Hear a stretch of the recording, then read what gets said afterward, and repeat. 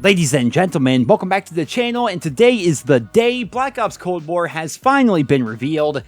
And man, we have a lot to go over. The reveal stream itself was like 4 hours long, and don't worry, my first full impressions video will be going up on the channel soon, but before that, I thought it would be good to do a couple of smaller videos leading up to that, breaking down various aspects of the game that we have learned about, and first in line is going to be the brand new Create a Class system.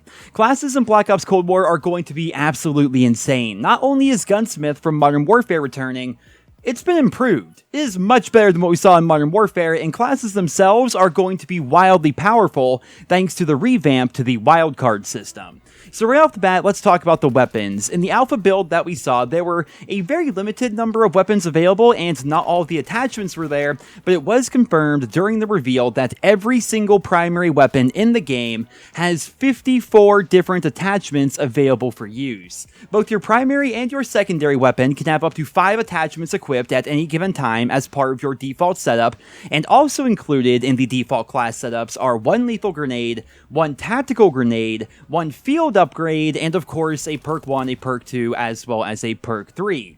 This means that your guns are going to be loaded up on attachments, and you won't have to sacrifice your secondary or your grenades or anything like that to make it happen, like we used to have to do with the old Pick 10 system from previous Call of Duty titles. This results in players being able to really tailor their weapon to their particular playstyle, as all the different attachments available for your gun make it better in certain ways, and they don't all come at a huge cost like we saw back in Modern Warfare. If you look at the Gunsmith, optical sights, for example, no longer slow down your aim down sight speed like we saw in Modern Warfare. The pros and cons are also clearly stated, with the cons not being nearly as bad as what we saw in Modern Warfare, if the attachment even has a con whatsoever. Take, for example, the Marshall foregrip on the R700 sniper rifle. It gives you 4% increased speed to your sprint speed, your base movement speed, your shooting movement speed, as well as your aiming movement speed, all at the expense of only losing 6% of your hip-fire accuracy. Those are a lot of pros for one tiny little con, and a lot of the attachments in this game are like this. Another aspect of Gunsmith that I really like in Black Ops Cold War is just how clear and simple everything is. In Modern Warfare, for example, we have things like recoil stabilization, recoil control, and aiming stability. What do any of those 3 things mean? I mean, I'm sure I can Google it and figure it out, but just looking at it itself, I really have no idea what those things mean. All I see in Modern Warfare is my control bar either going up or down by an arbitrary amount, and when you have cons like losing your movement speed, you have no idea how much movement speed you're actually losing. In Black Ops Cold War, the system is very clear. If we want to put the agency suppressor, for example, on a submachine gun, it very clearly says that you will have 5% less vertical recoil and you'll be hidden from the minimap, but your damage range is going to be reduced by 15% and you're going to have 5% more horizontal recoil. There will be no more guessing and Googling as to what the differences are between recoil stabilization and recoil control, and you also know exactly how much slower you're going to be moving and how much slower you'll be aiming down sights, right? All that stuff is very clearly written there. It's not just this arbitrary little bar like we see back in Modern Warfare, and I really like that. Too long didn't read, long story short here, the Gunsmith in Black Ops Cold War is basically the Gunsmith that we had in Modern Warfare, but a lot better. Moving along here, you can edit your classes mid-game like we saw back in Modern Warfare, which is a great thing to see returning, but now let's go ahead and talk about the wildcards, because I mentioned them earlier, and wildcards are pretty insane in this game. They are going to fundamentally set the tempo for the Cold War multiplayer. In the alpha, we saw 4 different wildcards, more may be coming in the beta and of course during the full launch, but during the alpha we saw 4 of them. One of these wildcards was Gunfighter, which allows you to use 3 extra attachments on your primary, which means you can have 8 attachments on a single gun at one time. That's insane to me. Like, as somebody who's been playing COD for a very long time, I remember back in Modern Warfare 2 where we thought the bling perk was really cool because we could have a red dot sight and a suppressor, but here in Black Ops Cold War, if we use that particular wildcard, we can have 8 attachments on our primary while also still having 5 attachments on our secondary.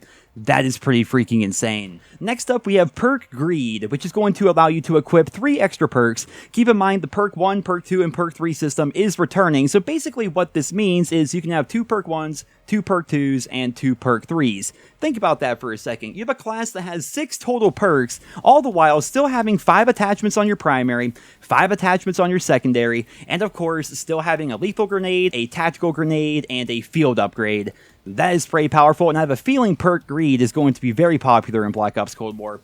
Next up, we have Danger Close, which gives you an extra lethal, an extra tactical, and maximum starting ammo. This one may not seem all that great, but I can definitely see it being a lot more useful in the full game once we have all of the equipment available, especially in certain game modes like Hardpoint or maybe Domination, but still, Danger Close doesn't look all that great. But finally, we have Lawbreaker. This one allows you to basically have overkill. You can have 2 primaries on your class if you would like, you can have 2 secondaries on your class if you would like. Basically, you can have any gun you want in either of your 2 weapon slots, and you can also pick any 3 perks to use that you would want to. So, hypothetically, you could choose to run 3 different perk 2s as compared to only having one of them, or you could choose to have maybe 2 different perk 3s while also using a perk 1. It basically opens up your class quite a bit, and I think that's also going to be a very powerful wild card.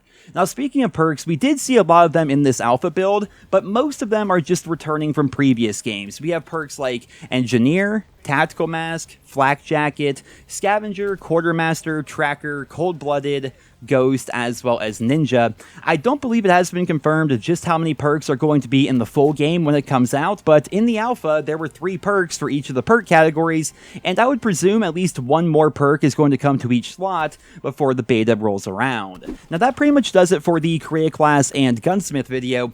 It's looking like we are going to be insanely strong in Black Ops Cold War, and there are going to be a lot of options to choose from when it comes to making our classes. I'm personally really happy that they decided to revamp Gunsmith in this way, because it's a lot simpler and makes a lot more sense, while also adding an incredibly deep and complex create class system to the game. If you didn't pick up on it earlier, weapon levels are indeed returning. That's how we're going to be unlocking all these 54 different attachments on every single primary weapon, so it's going to be similar to Modern Warfare in that way, and as a result, I believe weapons are not going to reset upon Prestige. If Prestige mode is even a thing in Black Ops Cold War, there's going to be an entirely separate video discussing that.